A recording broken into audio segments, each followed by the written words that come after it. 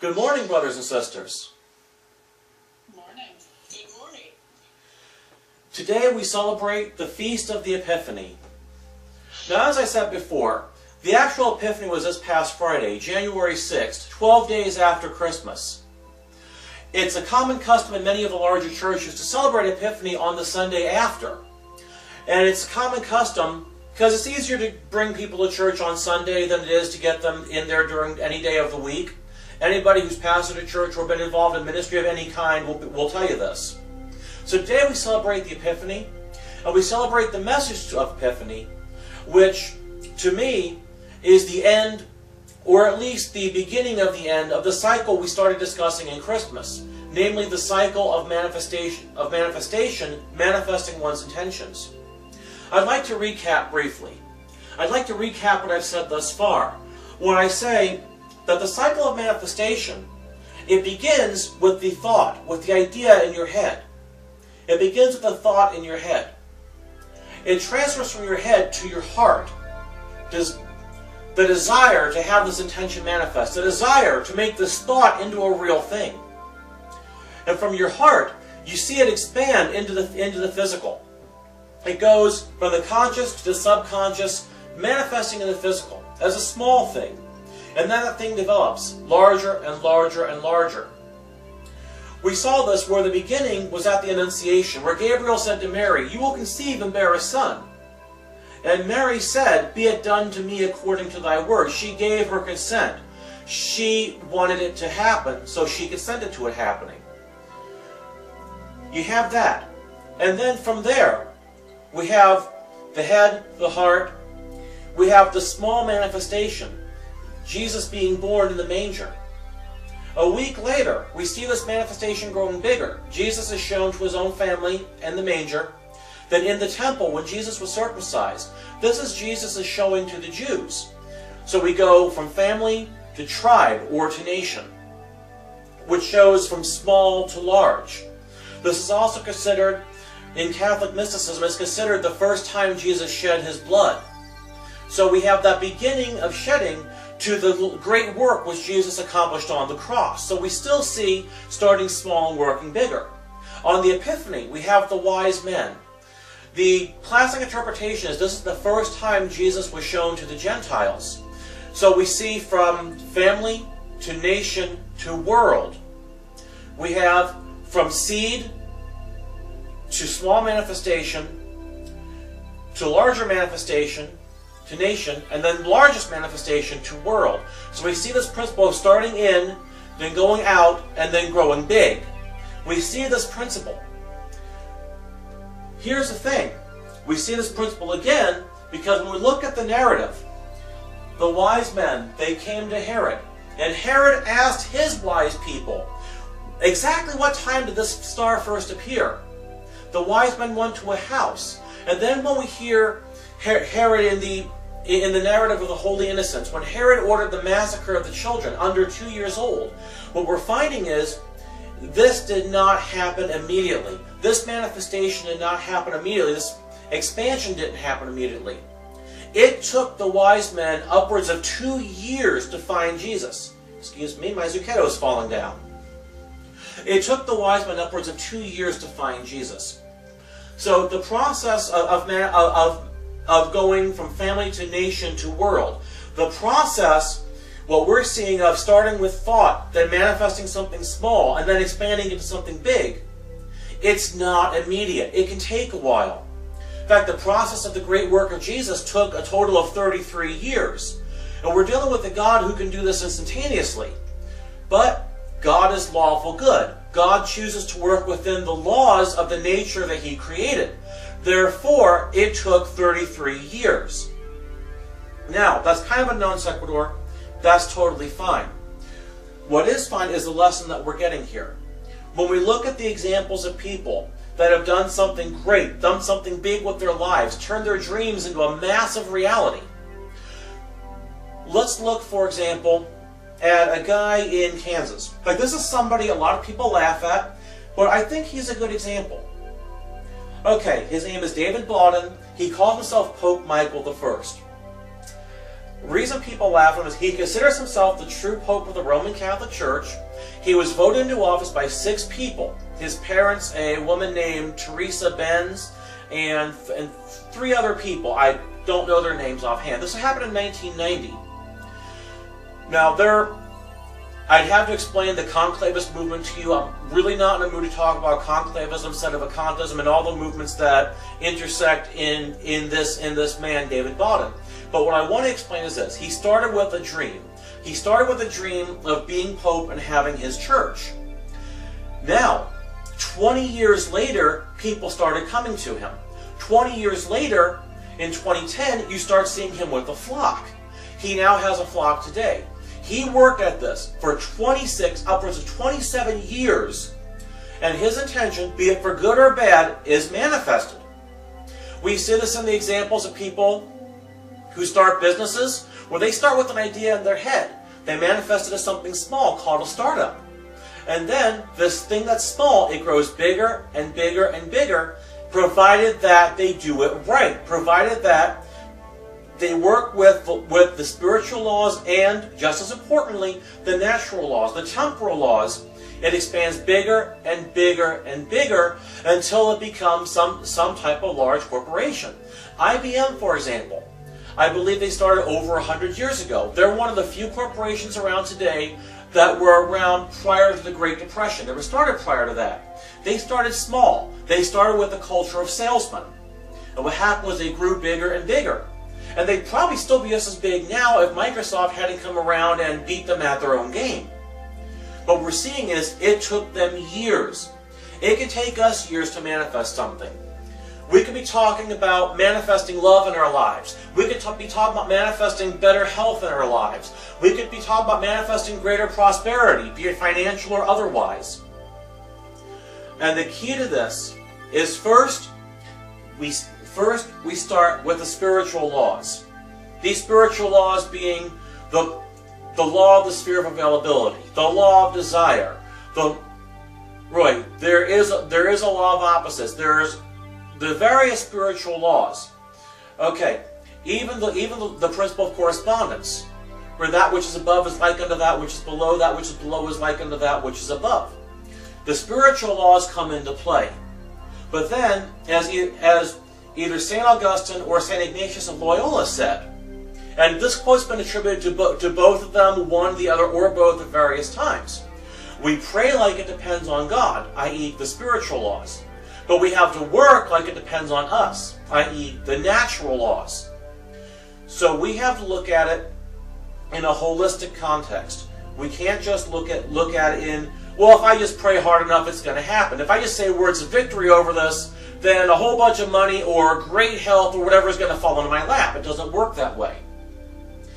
An illustrating principle of this is, at the beginning of the gospel, when I read the gospel during services, we make the sign of the cross on our head, on our lips, and on our breast.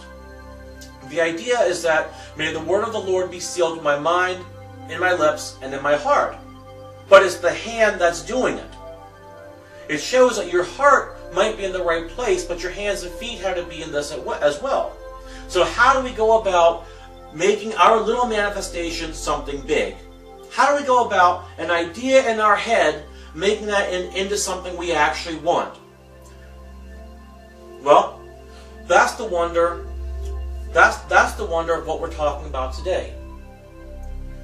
And it seems the Facebook Live feed is having an issue. Okay, it's back. The wireless upload rate in this house isn't the best, so there are some issues with live broadcasts and streams here. Okay, so how do we go from idea to little to big? Okay, well, you start with the idea in your head. You visualize it as clearly as possible. And then you visualize as clearly as possible. You work on your mission and vision statements. Anybody who's been around making a startup, anybody who's been around project management, who's been around planning for projects, they'll be familiar with this. What you do is you clarify that idea in your head, make it as clear and as articulate as possible. Write it down on paper if need be. And then you look at what steps exactly do I need to take to make this vision a reality. Now, Suppose, for example, I am a lonely person. I would simply like to have some companionship in my life. However, I'm socially awkward. If you're socially awkward, you're not going to have any game. If you're socially awkward, you're going to have a very hard time finding companionship. So, what's the best idea? Well, let's work on my skills. Let's work on my social skills. Let's work on my skills at attracting people.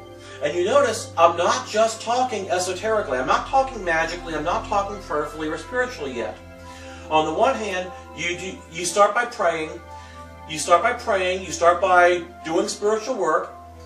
Let's improve my social skills. Let's improve my skills at attracting people. Are there things I can do to help myself be more physically attractive? Are there things I can do to be more mentally attractive? Are there things I can be more socially attractive? We work on those. Read everything you can get your hands on. Watch videos on YouTube. There is a channel on YouTube called Charisma on Command. They are excellent for this. You can start by reading Dale Carnegie's How to Win Friends and Influence People. Actually, as a companion, Ben Bissell's Dealing with Difficult People is an excellent companion book to that. They're like two sides of the same coin. Read other things that work on your social skills. Learn to read body language. Learn to read those clues. You have to lay foundational groundwork to get to the point of meeting that person and getting that relationship before you have the building of this relationship. It has to be on solid ground, otherwise it sinks into quicksand. Negative outcome, not good.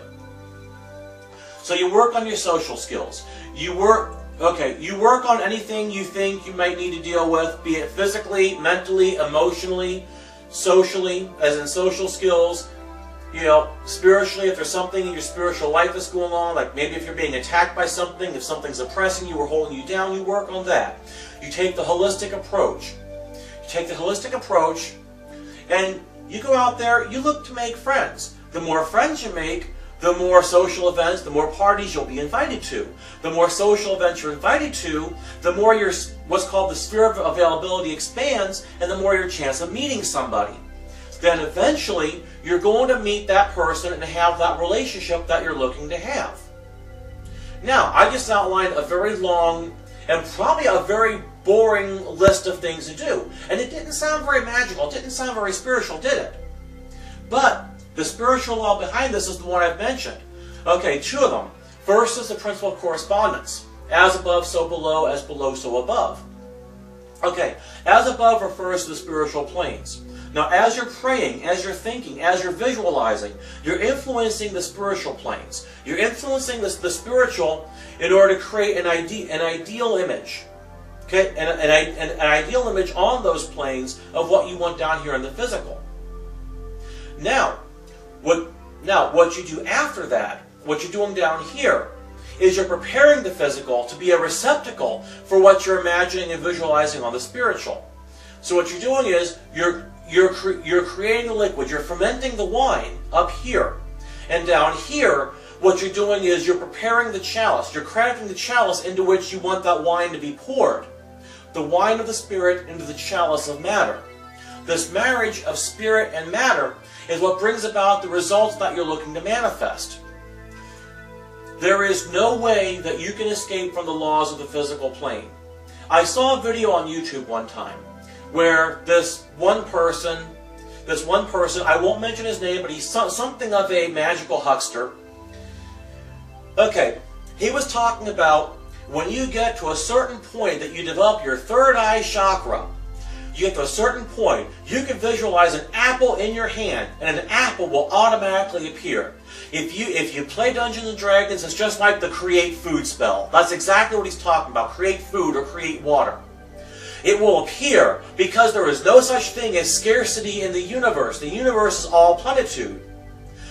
No, you're not going to get a physical apple in your hand by visualizing it hard enough. That is complete and utter crap. I will tell you this, I will mean this, and when the moment that this person actually manifests an apple in his hand, then I will back off from that statement. Nothing short of that will cause me to back off from that statement. Now, what you do instead, this is an allegory for something though. What I said with the wine of the Spirit and the chalice of matter. Because as you work within the laws of the physical universe, as you create a channel for that spiritual bounty to flow, as your hands imprint the word of the Lord on the mind, on the lips, and on the heart of the earth beneath our feet, that is where your manifestation will begin. It will start little and it will grow big. And as long as you keep this, it becomes like water in a garden now. That chalice becomes a garden. That wine becomes water. As long as you keep watering this garden, as long as you keep watering this garden by operating with the spiritual principles, operating within the physical principles, what you have will grow. In the example of this relationship, what will happen is this relationship, as you nurture it, as you tend it, and both people have to tend a relationship, it will grow. Let's use the example of a business. As you nurture the example of starting a business and working with your financial prosperity, you ferment the wine of the Spirit. You nurture the chalice of matter. And by nurturing this chalice of matter, it can start with a website, then with advertising off the web, maybe even putting a few dollars into Google Ads or into boosting posts on Facebook. You put your product out there where people can see it. You can go to shows, you can go to events, you can have speaking engagements. What this does, it expands your network, it expands the number of people who know you, it expands the number of people who have been exposed to who you are and what you have to offer. And as you are true to yourself, not pandering to anybody, not trying to cater to anybody's expectations or anybody trying to dictate terms, as you are true to yourself, and as you expand this network of people who know and who are exposed to you and what you have and your truth and your product, you therefore, not only do you generate income, and this is what I personally have found with Thought Publications, not only do you generate income, you find that rather than just attract customers, you attract friends. You attract people who are like old friends, people who are like family. Both to the I love them to death and the I'm arguing and bickering with them constantly part. People with whom you have so many points of commonality that it becomes a tight-knit group. It's not just a business anymore. And this expands. It expands, and you find yourself prosperous. And not just in the pocketbook. You find yourself prosperous emotionally because you're happy. You like the people you're dealing with. It's not, I'm getting up in the morning, I'm going to a job I hate, I'm getting up in the morning, I've got to deal with customers I hate and can't stand and despise. You're dealing with people you actually enjoy being around. You're dealing with people who enjoy being around you. They want to see you do well, and they will help you do well because you want to see them do well, and you mean it. Does any of this make sense to you? I hope it does. It certainly makes sense to me.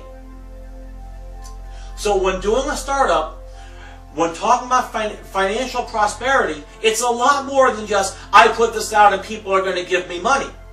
It's a lot more to it than that.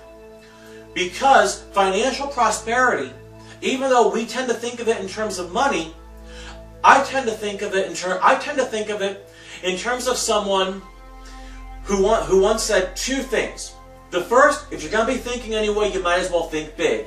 The second, money is really just a way of keeping score. It's not really about the money. And prosperity is not really about the money.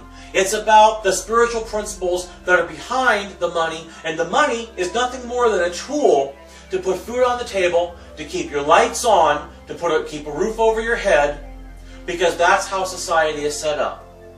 And when you find that, when you find you're true to yourself, when you find that you're thinking big, and you're working with the principles of matter that actually make that thinking big happen and manifest big and manifest in your life, you find peace, you find happiness, and you find plenty.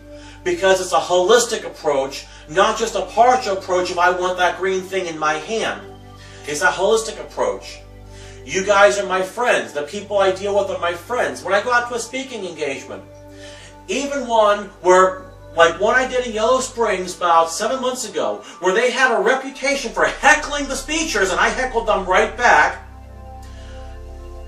What happens is, I really enjoy being around the people. I enjoy you guys. I enjoy the people that talk to me on Facebook. I'm terrible about getting back to my emails and private messages, but I enjoy communicating, interacting with them too. And when you do a startup, by the principles I'm talking about here, learning how to communicate with people, learning how to work with finances, learning how to promote a business, learning how to be out there, and most importantly, being true to yourself and not pandering to anybody or anybody's ideological agenda, even if they agree with you, not pandering to them. When you do these things and nourish the spiritual and the physical, you find yourself manifesting your intentions big. You manifest big, you manifest wonderful, and you grow with awesomeness. In your health, it's the same thing. In your health, it's a matter of analyzing what things you're doing that could be hurting yourself. For example, I have something of a gut right here. I'm not unhealthy. I'm actually quite a healthy person, but I've got some of a gut right here. I'd like to see it disappear. So I looked at what I do. What do I eat?